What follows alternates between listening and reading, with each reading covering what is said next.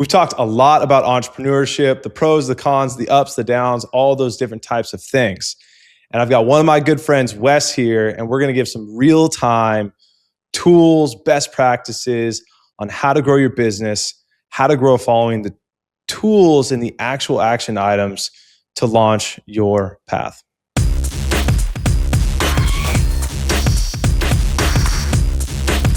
Welcome into Wealthy Life. I am Ben George, along with Harrison Quinn. As always, he is founder, advisor, and CEO of HDQ Wealth. Find him online at hdqwealth.com. As he teased there at the beginning of the video, we have another conversation coming up with our good friend, Wesley Hamilton. We had a conversation with him in a previous video. We're going to kind of extend this a little bit further, get a little bit more into his insights, get his insights on building a business, being an entrepreneur, what works, what doesn't work, and kind of hearing his story. It's a remarkable one. It's a very unique story, and he's had a lot of success.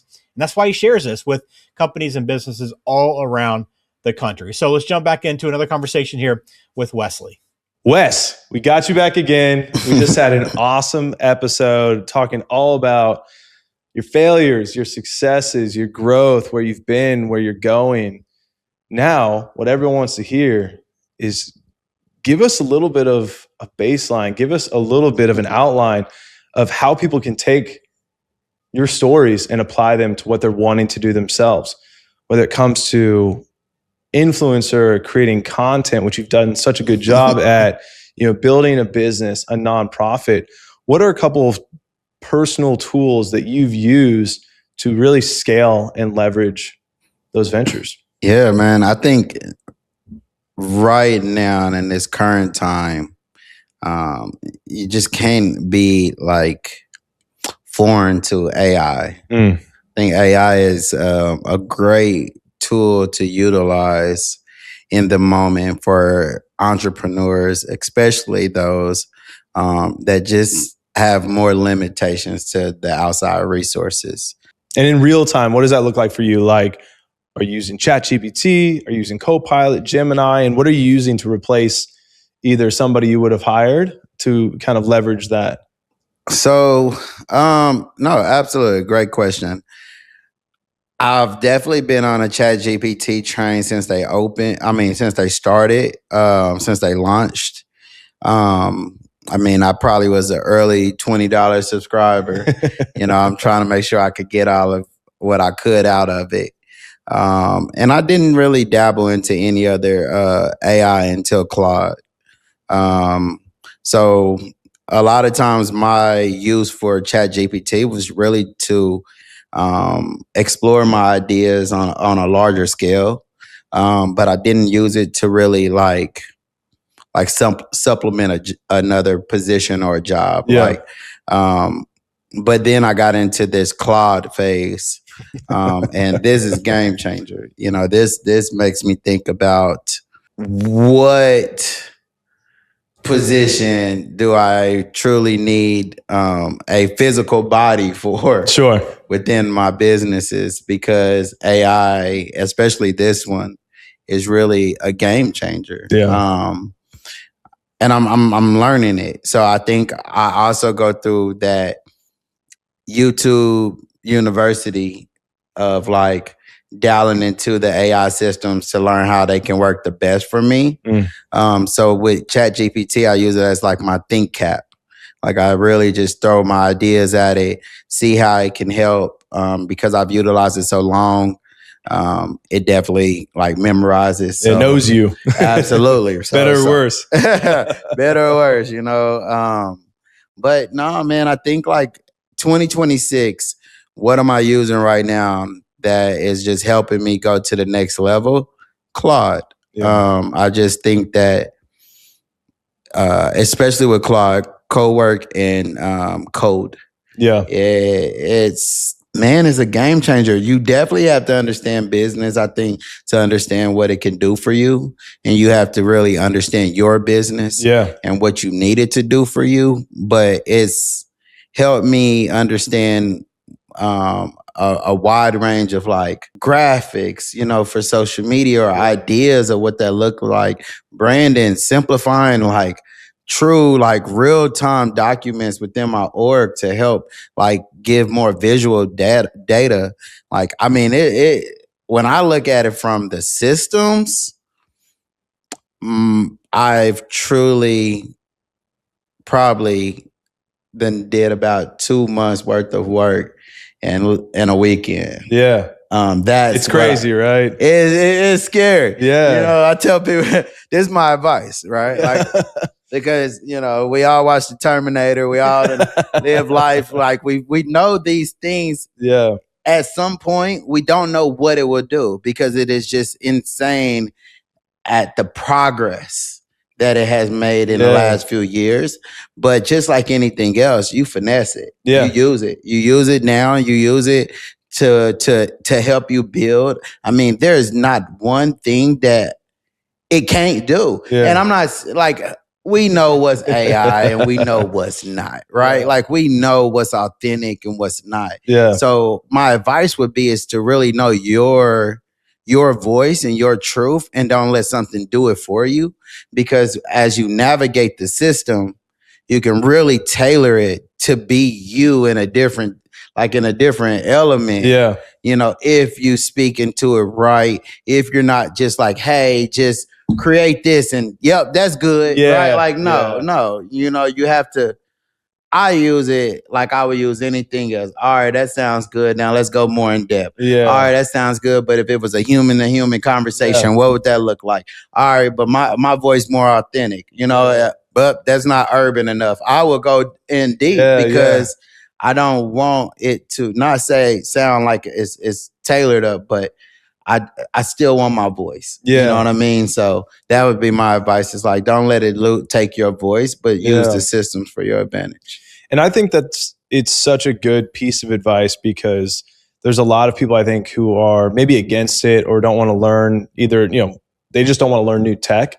But I would, you know, definitely argue too that the AI like retail application, it's kind of like saying I don't want to use internet because like back in the early 2000s, like I don't want to use that because I don't want to learn new tech. It's like, well, internet's not real tech, right? You know, or new tech. That's just like it's baseline, right?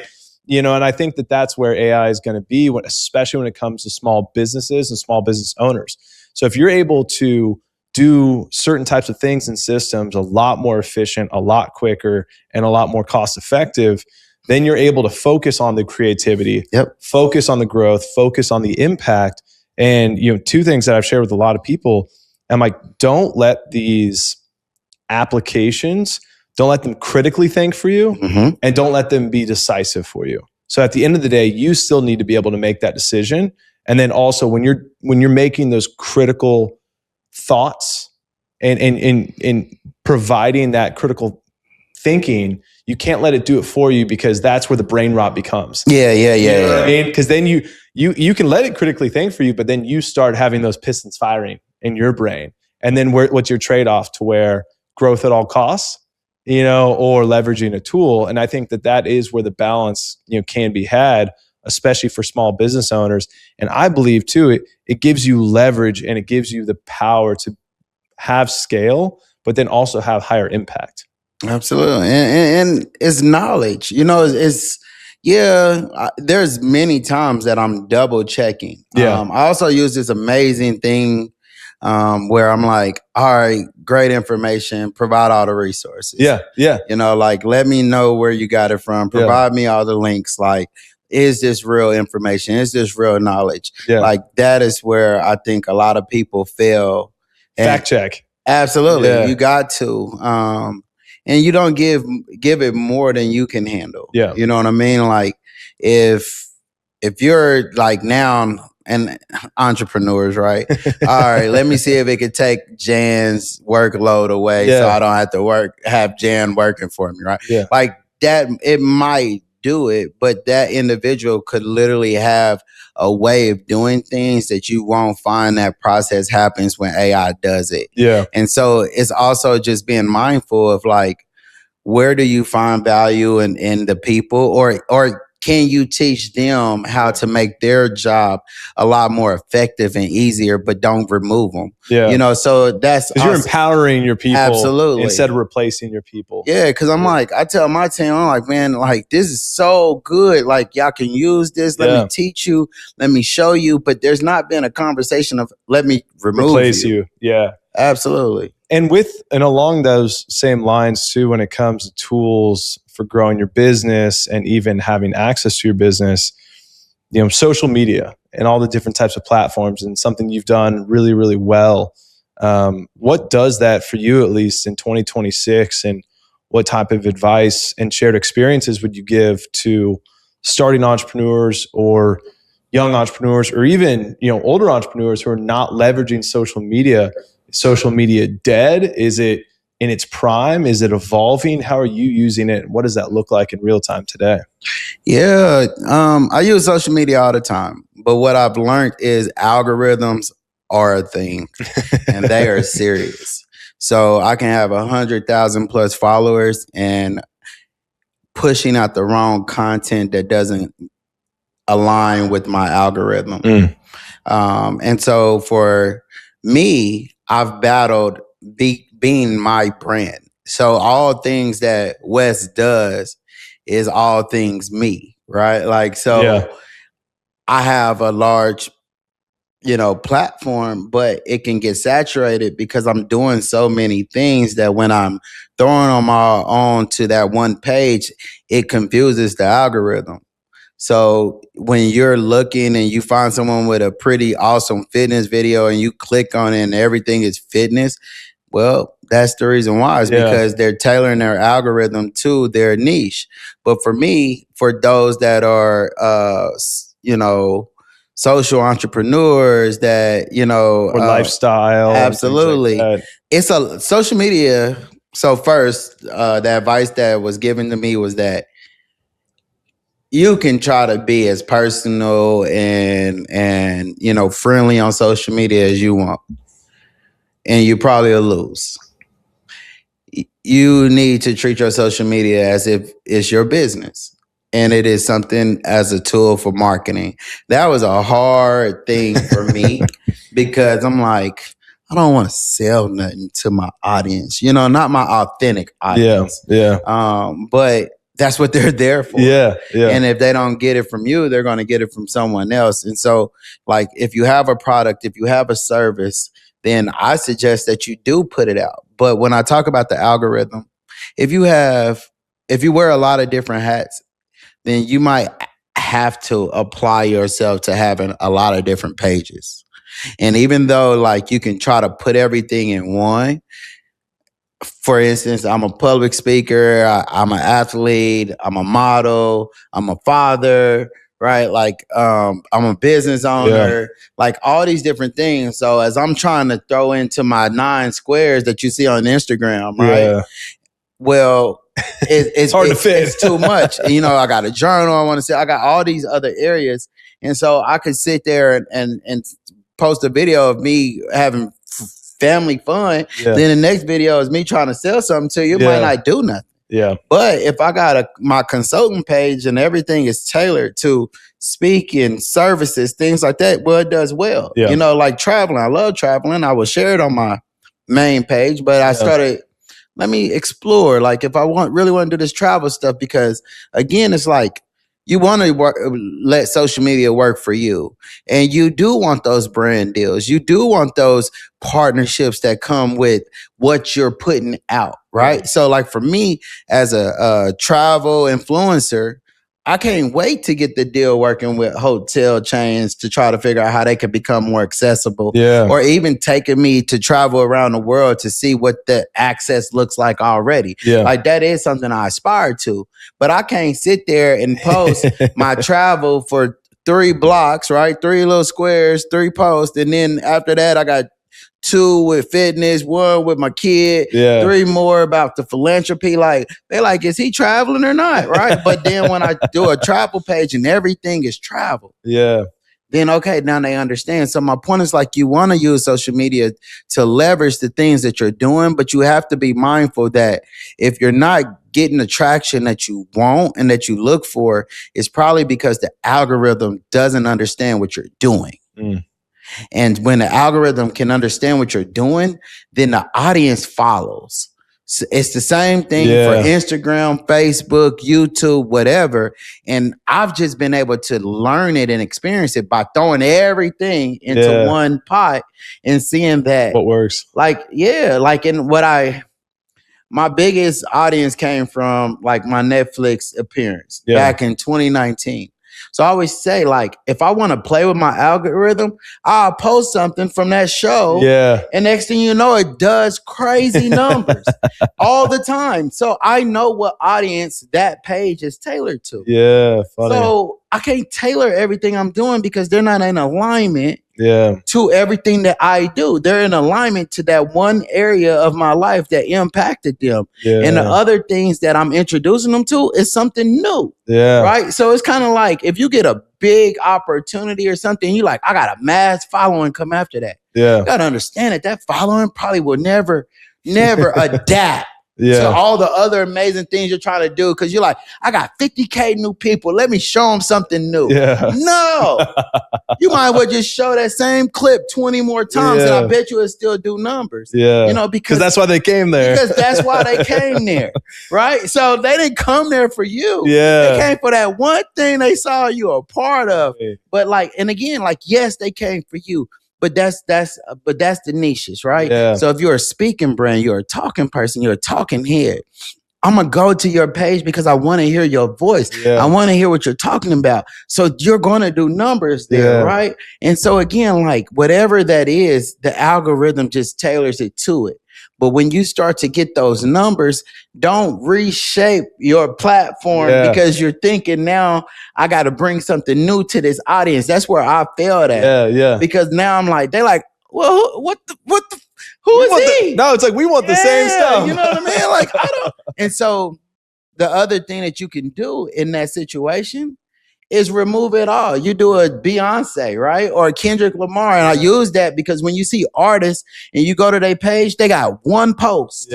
Most of them got one post. They get rid of everything. They're resetting the algorithm every time they got something about to drop. Funny. You reset the algorithm, right? And so if I got 300-400 posts on my page, that algorithm is confused. Very. But if I am being intentional, I can reset that algorithm. Now, I'm not saying everything, right? It's just the visual part. So all my reels I keep, you know what I mean? Because reels have their own algorithm. But like even for my feed and my posts, that has an algorithm too. And so again, just be intentional on what you're doing there. And then if it seems like you're clashing, then you go set up something else. Like if you want to be a food critic, but you're like, I just seen it's an NBA player I follow. And he's on like he does like the Golden State, he does like the broadcast and whatever. But then I just seen that he posted and he has a food critic, but he started it new separate. Page. 90,000+ followers on that, 400,000 or 500,000 on another one, but at the same time, it wasn't in alignment. So he did it right. So now he got all these people that are in alignment with him on how he talk about food, not what he talk about sports. Right. But he the same person. Interesting. So that's the way. And if you're a business owner, influencer, even if you're an influencer, you're a business owner. So hopefully you got your stuff in check. But at the same time, social media is your tool. Right. Like, and so you leverage it. You use the ads, you follow, you find your target market. We talked about AI just a few minutes ago. Well, you use AI to look for your competitors in your niche and then go ahead and find what makes their pages so much better and then go back to yours and then go reset so that your algorithm is aligned with their algorithm. It is not that hard when you start to think bigger about the systems that's in place and why you're not getting traction. When I don't get traction, it's because I chose not to get traction. It's funny because it's deep. And I've heard before, I go, you can either try and be authentic or you can be right. You know, and people want like for me too, And the hilarious part, the humbling piece for me is the only time my page ever gets traction is I post my wife. Yeah. And so that's all the people want to see, which again is fine. So maybe I'll just post her more. It's funny, yeah, because I probably like those posts a lot more too. But seriously though, But real quick, it's your algorithm. Bro. Yeah, that's it. No, because I just seen a post from you and your wife, but I didn't see none of the other posts that you did. Your algorithm is showing what I fed into for so long. Yeah, it's true. And like, it's funny because I've never thought of it that way because I was like, oh, like keep the authenticity, do this. Like if you're a Renaissance man, like you are, make all those posts and like, it'll work. Yeah. And the reality is like, that's not how it works. Like nobody wants to go that far down in your life to figure out what you did in 2020. You got 2015 posts. Yeah. You're like, I've been posting since 2015. It's going to work. No. They won't get past last week if you post 3 times a day. Well, and that's the reality is like people are coming and we're all victim to it.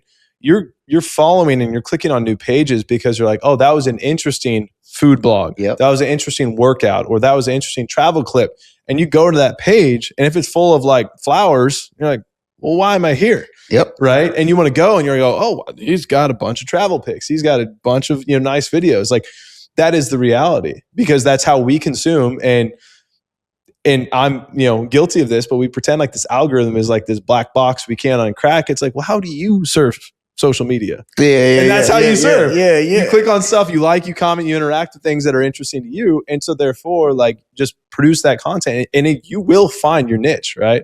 Like you will find it. And then if you amass a certain level of following, like there'll be spillover, right? Because you'll be like following some person. Like I follow this girl who like goes around and fishes in weird places, right? Like places you wouldn't like, like a river in the middle of a city, and she fishes. And like, I follow her now because it's just like funny videos, but she's now gotten to a point where she's like so big that other people are now following her. But I'm sure it started with, people who fish and they're looking for that content. Yeah. And that's literally when you look at your Explorer page, you're looking at all of the things that the algorithm wants you to see based on what you've liked, maybe for the last, say 45 seconds. It's not even that long. Oh, wow. It's how long. So when you look at your analytics on social media and you look, it literally says like how many times it's been skipped, how long did someone watch it, right? So it's a thing within the algorithm. It's somewhat like how people always say, like people are always looking at your videos, but they're never like it. Yeah.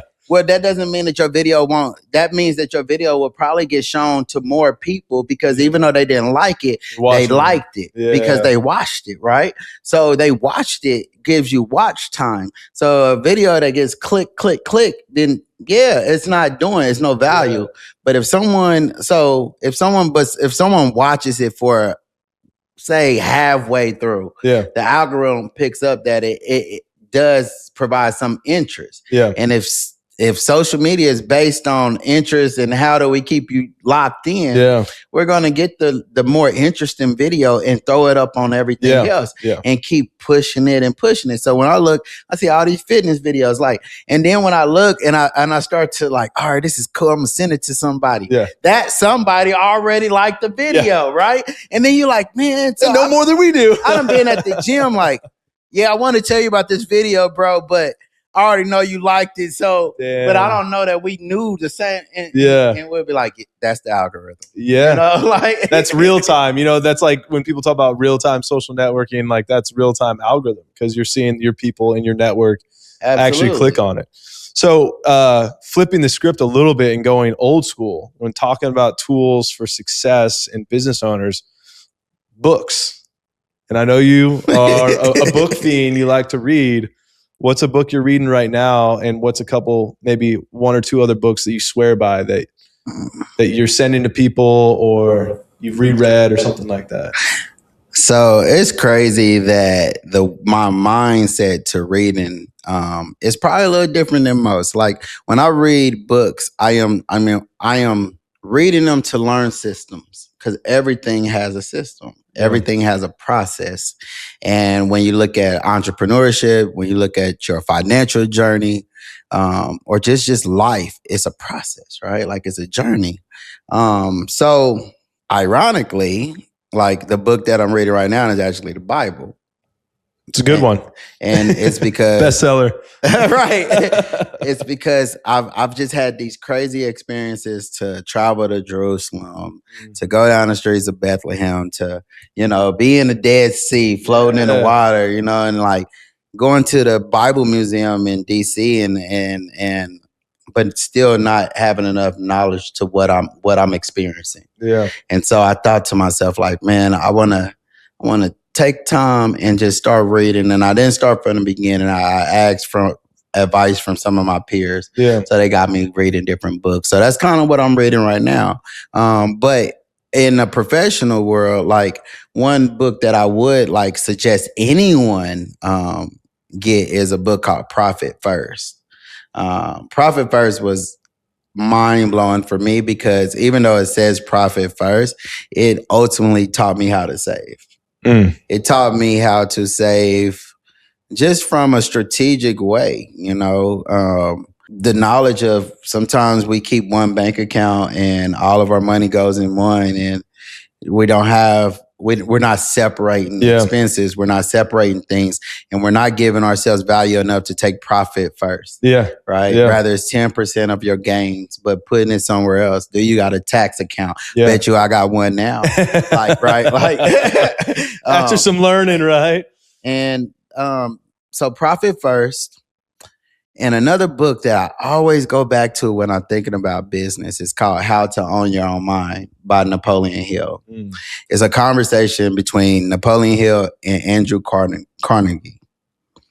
And it is one of the most powerful conversations because I guess at some point Napoleon Hill took it upon himself to just travel all around the States to learn so much about philosophy and gain from entrepreneurs and people that were just making strides into like the revolutions that was happening. Yeah. And this conversation is all about building the steel industry. Yeah. And there's a part in there where Andrew says, you have to look at a person, and I'm probably not saying it verbatim, but when you are looking at a person who is going from poverty to riches, you have to look at them as a farmer trying to convert a forest into a productive field. And when he shared that, from that moment on, I understood that nothing comes quick. Yeah. And to hear someone say that, like, and anyone understands the context, I mean, you got to take the trees down. You got to treat the soil. You got to do so much to prep it before you can even lay a seed. Yeah. And so when you look at like what you're building, you're just getting started. Yeah. And it doesn't happen overnight. And so that's a book that when I am struggling in business and life, because there's so many valuable tidbits in there that I go back and reflect on that book. I have the audio book, and I have it in physical form, and sometimes I just go back for that quote. Yeah. Because anytime that I'm trying to create something and I know that there's some struggle there. Yeah, some resistance. I gotta remind myself that there's a process and maybe I'm still chopping down the tree. Yeah. All right, well, great conversation again with Wesley Hamilton. He built his career on a simple premise, right? The people best equipped to help organizations navigate hard change are the ones who've actually been through it. And as you've heard this story, he has been through the fire and he's come out the other side as a great person and a leader, right? And one that we've learned a lot from over these two videos. So check him out online, wesleyhamilton.life. That is the website. You can learn more about his story, his services. You can actually book him as well and check out the other appearances that he's made there on the website. We'll drop that in the show notes as well, so make it easy for you to find it. But we appreciate you watching. If you haven't subscribed to The Wealthy Life in this channel as well, please do that. We'd appreciate that support. But leave some thoughts, right? Leave a comment down below if you have one on this conversation or the previous one. Question for Wesley as well. We'd appreciate that. But thanks for watching Wealthy Life. For Harrison Quinn and Wesley Hamilton, I'm Ben George. Take care.